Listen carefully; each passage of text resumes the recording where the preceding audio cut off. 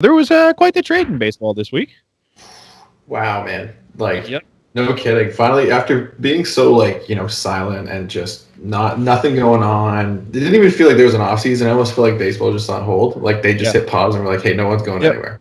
Yep. You know, I think, like, what that all-star shortstop from Japan, he came over. He was a big Yep. signing. But now this trade, oh, my goodness. Dude. Well, it started with the Padres, right? The Padres Yeah. made their first moves. It was a little while ago. We're not going to bring that up because it's been time, a little outdated. But Yeah. they got the ball rolling, right? And they So kind of that's what it was. That was like the first big news, Yeah. That was really the only news. They set the market for trades, and then the inevitable kind of happened. Like, you knew Francisco Lindor was going somewhere. A lot of Jays fans were hoping it was the Jays, but it didn't end up going that way, and he went to the Mets for 3 prospects. I don't have the names in front of me. I'm not going to bother pulling them up because they won't matter for a few years. And then Ahmad Rosario. So Yeah. the deal, to me, it's exactly what the Indians want. I think. Sorry, it's not even the Indians. It's the Cleveland baseball team at this point. Yeah, right. They are changing their name. Politically correct. Yeah, but do you think they're actually gonna have a name ready too? I think that's funny. they definitely have to be the baseball team, right? Yes, because it's working so well for the Washington football team, who I actually hope does a lot more this upcoming win. Tomorrow. Oh my God, the story's right there. I'm all in for it. That's it. Don't get me wrong. I could be a football team fan. I am a football team fan, man. Alex Smith is the coolest story in the NFL. Dude, he's 4-1 this year. 4-1. Chase Young, the deadliest dude with a ponytail on earth. Right. It's incredible. Sweat. It's incredible. They're great. They're okay. Sorry. Really well. Sorry. We digress. However, Cleveland baseball team, they gave up Lindor and Carlos Carrasco in the deal. And I get it, and I know that's what they wanted to do. They wanted to shed cap, but I feel like you could have got more. Definitely, and I think that's the stinger too, right?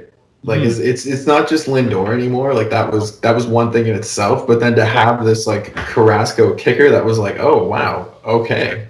Exactly. That was the thing for me. Is they wanted this package from the Blue Jays for just Lindor. See, yeah, I feel hosed. And then they wanted this, and it was what's his name? Lourdes in the deal. It wasn't Ahmad Rosario. Yeah, they wanted a really high player now. Who is realistically, he's probably an all-star in a regular season.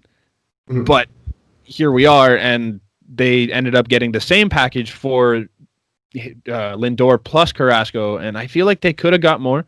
You and I already talked about this a little bit, but it's a deal that I think the Indians are okay with because they shed salary and they get some prospects. It just really shows where they are. Yeah. As well, to the point where it's, we want to get it done. And I think maybe, conferences do come into play here a bit, where instead of going to the AL where you're going to see him a lot more, he's now going to the NL, which is less time against you. So realistically, it's less of a hurt that you have to keep going against, and you know what play you're giving up.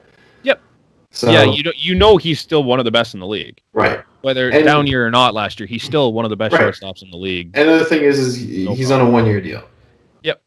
And so that's I think where the cookie sweetener, if you will. It's like insurance almost. Right. You have some piece because Cookie's under contract for 3 years, two or 3 years still. So you have years term on it. Yeah. So it's not. And that's not saying that the Mets aren't going to try to sign Lindor, because I feel like a trade like that, you really want to, when you trade for such a big piece, you really want to bring him back in. Mm-hmm. So it's weird though. This team, I don't think they were far off from contending. There's obviously some holes in their lineup. They still have Josh Naylor playing the outfield, which is, he's not the most athletic guy, but he can hit. Right. But then you've got Franmil Reyes there still. You've got Jose Ramirez. You have arguably one of the best pitchers in baseball in Shane Bieber at the top of your rotation. Yeah. Zach Plesac's okay. Even after getting rid of, but they've always kind of made it clear that they're not really in a point of contending. Oh, it's weird. Because you know what I mean? They let Corey Kluber just kind of go away, Clevenger away now, Carrasco again away, Bauer gone. It's just there's these big pitching names that if they just kind of kept them around and they might kept them in that system, they would have been ridiculous. The names there, you know what I mean? Bauer becomes your one easily. Kluber can easily slide down to 3-4 behind, if Clevenger's there. Like, their names, they just got better. Bieber, like, they had the team there, and they just kind of said, you know what, no, we're not willing to, it's weird. Put any money into it. It's one of those things that, like, as early as 2 years ago, if they just kept that team together, they would arguably be a World Series contender right now. Like, it was a really slow fall, especially because, they lost to the Cubs in 2016? Yeah, that's 4 years ago. We're talking about a World Series that happened early enough that we can remember every part of it, right? Right. It's almost like the Indians weren't flying; they were just falling with style. Like, Buzz would say, like, it's just like we thought they were all like going around, like, oh, you're on your way up, but really they're just like falling with style, and they just made it look okay. And now this is the final breakaway from that team that went to the World Series. It must suck being in a market like that where you don't really have the money to pay all these guys, because that team, if you could pay them, they would contend with the Dodgers, and they would contend with the Padres and the Yankees and other teams like that, because that roster was great. And that's where baseball really separates itself for me from all the rest of the sports, because there is no like middle ground, right? Like a lot of the other sports, they really make sure that every team is at the same status quo, right? Yeah, there's like obviously like sometimes taxes get into play in like real life situations, but every team has a cap. Yep. You know what I mean? You got a bottom, you got a top, and that's it. Yeah. But like, baseball just says, okay, you know what, you got certain points if you hit, you got to pay more money. But like, if you're wealthy enough, like, okay, go spend all your money, man. You're winning World Series and you're making $40 billion a year. You know what I mean? Exactly. Like it doesn't matter, right?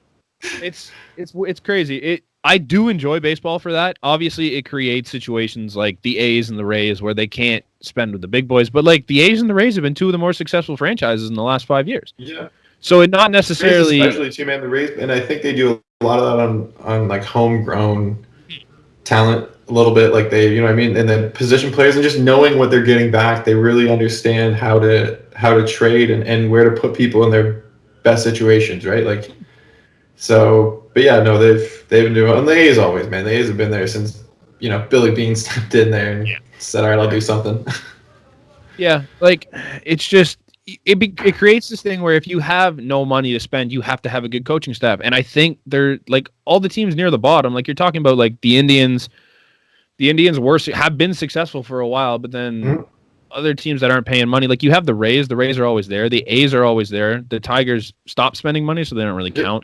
The Rangers are near the bottom. The Brewers, who were a playoff team this year, are 21st in baseball on their payroll. Like there's these teams that don't spend a lot of money that they're doing well, and it kind of creates stories like that are cool. Yeah. Obviously, you have the teams like the Dodgers, the Yankees, now the Mets, and other teams like that. They're spending a ton of money that win games, but you can do it the other way too, and it's kind of cool that it creates a vibe. It's like less in it. Yeah, it's less in the whole like just throwing money at players and actually investigating. What are we getting and what is worth the price for what we can do, right? Yeah, like it puts a lot more brain power into it, and I love that about baseball. Yeah, is that it really is like a thinking man's game, Yeah, it's not necessarily the highest paid team that wins it too. Like the Dodgers have been the highest payroll in the last It's got to be at least. Oh, they weren't last year. So yeah, the highest payroll team hasn't won the World Series in how long, right? Right. So it's one of those things. It's like it's great that they have the no cap because you get these super teams, but it's so cool to see these super teams lose to other teams that don't want to spend money. It just sucks when you see a team like Cleveland that has to blow it all up because of it.